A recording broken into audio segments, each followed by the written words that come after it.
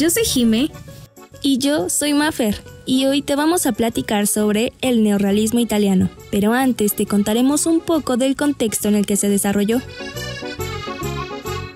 Como bien se sabe, cuando la Segunda Guerra Mundial estalló, Italia estaba bajo el dominio de Benito Mussolini, que desde 1922 se mantenía al mando del país. En esa época del fascismo, todas las producciones cinematográficas que se realizaron estuvieron controladas y manipuladas por el Estado, tal y como ocurría también en Alemania. La característica básica de estas producciones es que eran muy patrióticas y poco novedosas. Además, en los filmes se enaltecía el pasado del Imperio Romano o bien se concentraban en apoyar la causa fascista.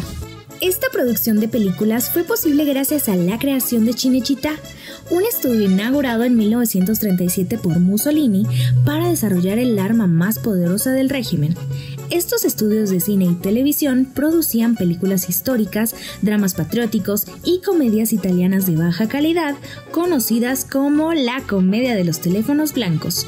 Fue así como se convirtió en uno de los estudios más avanzados de Europa y el cine pasó a jugar un papel fundamental en el ámbito político y cultural del régimen fascista, así como en la sociedad italiana de aquella época.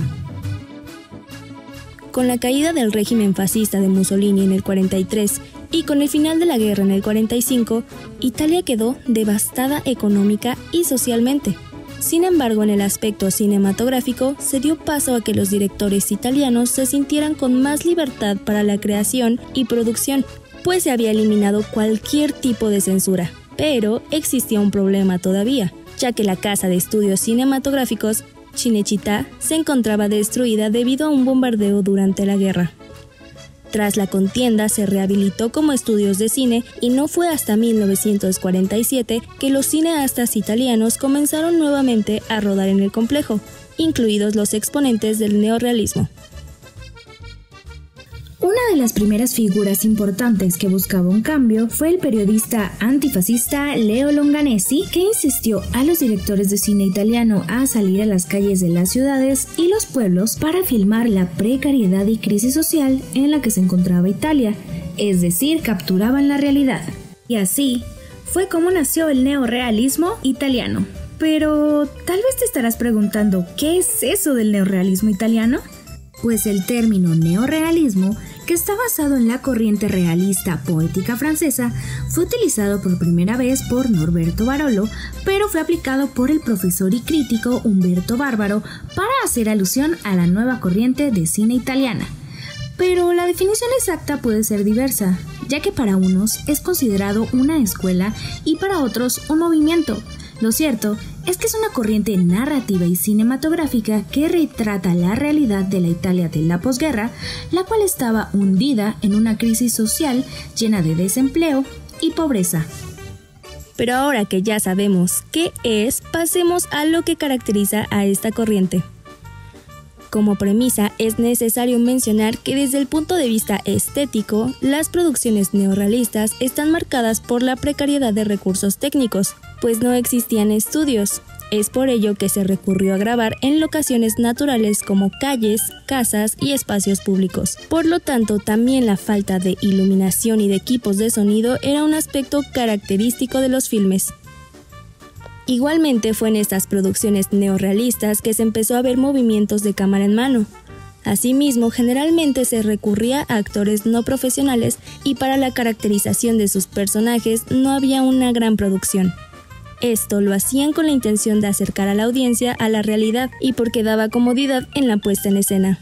En cuanto a la narrativa, en la trama coexisten diferentes posiciones éticas, una politizada y la otra más realista católica. Se abordan historias cotidianas que representan a la sociedad desde un punto de vista menos formal y de vez en cuando se omitía alguna que otra regla del guión, lo que daba paso a la improvisación, pero siempre respetando las normas de continuidad. En el caso de los finales, podemos decir que son infelices o ambiguos, lo que significó una ruptura con el cine anterior, y a partir de esto, los cineastas no solo trataron de hacer cine, sino que a través de él buscaban cambiar las cosas, lo que significó una nueva misión para ellos. Pero, ¿quiénes eran estos cineastas? Aquí te contamos. Entre los directores más destacados de esta corriente cinematográfica se encuentran Vittorio De Sica, actor y director de cine nacido en 1901 en Italia. En la década de 1930 comenzó su carrera cinematográfica como actor y director. Dentro de sus primeros trabajos como director del neorrealismo italiano están El limpiabotas de 1946 y Ladrón de bicicletas de 1948, ambas galardonadas con un Oscar, mientras que Milagro en Milán se habría llevado la Palma de Oro del Festival de Cannes en 1951. Umberto D. y Estación Termini también forman parte de su repertorio de obras maestras. Era muy característico de él hacer crítica social, aunque también se muestra infinitamente benevolente con la debilidad humana. Roberto Rossellini, nacido en 1906 en el seno de una familia burguesa en Roma. Abandonó sus estudios al terminar el bachillerato para comenzar a trabajar como director y montador de cortometrajes. Su padre fue quien construyó el primer cine romano, por lo que desde temprana edad Roberto comenzó a frecuentar el cine. A solo 2 meses del término del régimen fascista en el 45, Rossellini ya estaba preparando Roma Ciudad Abierta, película que dio inicio al neorrealismo italiano y en la que participaron personajes como Fellini y Fabrizi. De inmediato, este largometraje fue un éxito y su autor comenzó a ganar fama mundial, abriendo paso a lo que sería su trilogía neorrealista, cuya segunda película fue Paisà, lanzada en 1946, y la tercera, Alemania Año Cero, en 1948. Una de las razones de su éxito fue el hecho de que Rossellini reescribió los guiones según los sentimientos y las historias de sus actores no profesionales. Luchino Visconti nació en noviembre de 1906 en Milán y fue guionista y director cinematográfico muy destacado dentro del neorrealismo italiano. Llegó a trabajar con el director Jean Renoir antes de su debut como director con el filme Obsesión en 1943, que formaba parte ya del movimiento neorrealista. Después realizó La Tierra Tiembla, que llegó a ser considerada la película mejor lograda y avanzada ideológica y estéticamente de ese entonces. Otros de sus grandes largometrajes son Bellísima, La Caída de los Dioses, Luis II de Baviera y Rocco y sus hermanos. Alberto Lattuada fue un director de cine, guionista, actor, productor y crítico italiano, nacido en 1914. Estuvo asociado en sus años jóvenes a periódicos antifascistas como Camminare y fundó en 1940 la Cineteca Italiana junto a Mario Ferrari y Luigi Comencini. Su primera creación cinematográfica fue nombrada Giacomo il Idealista en 1942. Su estilo era caracterizado por tener un equilibrio interno del marco. Usaba sabiamente las luces y el resaltado de detalles. En el periodo inmediato de la posguerra, Lattuada se acercó al neorrealismo con Il Badit, rodado en un Turín devastado por los bombardeos. Giuseppe De Santis fue un director y guionista de cine italiano nacido en 1917, que inició su carrera en la crítica bajo la revista Cinema, publicación dirigida por Vittorio Mussolini, donde solía proponer nuevas ideas para renovar el cine italiano. Aunque estudió filosofía y letras y derecho, abandonó pronto la facultad para dedicarse a la cinematografía.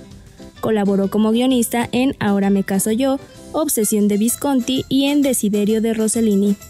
No fue hasta 1946 que dirigió su primera película neorrealista titulada Casa Trágica. Después lanzó su siguiente éxito, Arroz Amargo, que le valió una nominación al Oscar por Mejor Guión.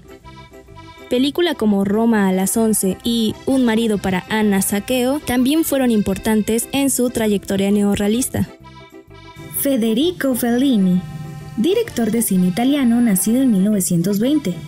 Junto a Roberto Rossellini, quien se convirtió en su tutor, colaboró como guionista en Roma Ciudad Abierta y otras películas suyas. En 1951 se estrenó como director, primero co-dirigiendo junto a Alberto Lattuada el filme Luces de Varieté y posteriormente en su ópera prima El Jeque Blanco. La Strada fue su primer filme de resonancia internacional que le daría su primer Oscar de los 4 que recibió durante su carrera. Entre sus títulos más destacados se pueden mencionar Las noches de Caviria, La Dolce Vita, 8 y medio, Roma, El Casanova, entre otros. Después del neorrealismo se acercó a terrenos autobiográficos y más surrealistas. Fellini Era de la idea que tanto el enfoque surrealista como el neorrealista deben nutrirse el uno al otro.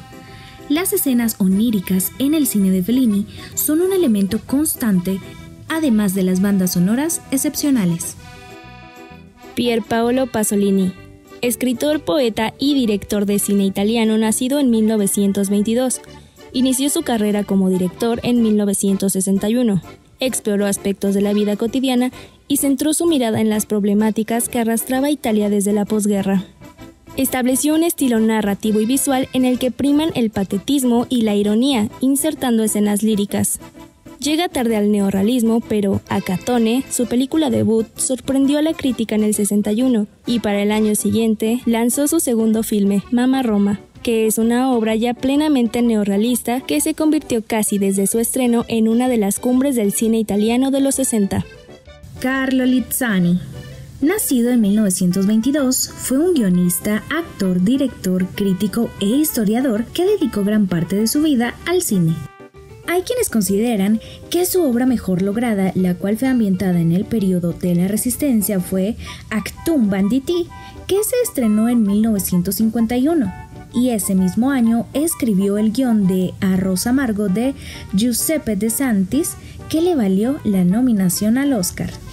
Por último, pero no menos importante, tenemos a Francesco Mazzelli, nacido en 1930 y graduado de la Escuela Nacional de Cine en 1949. Comenzó su carrera como asistente de varios directores, incluyendo a Luchino Visconti, y gracias a este consiguió dirigir su primer largometraje llamado Los Extraviados, que compitió en el 16º Festival de Cine de Venecia. Si bien el neorrealismo italiano duró poco, su influencia fue trascendental para las cinematografías alrededor del mundo. Pues la decisión de filmar aún con pocos recursos abrió una puerta a los realizadores independientes que pudieron hacer películas al margen del sistema de estudios. Ahora que ya sabes más acerca del neorrealismo italiano, cuéntanos, ¿te animarías a ver alguna de sus maravillosas películas?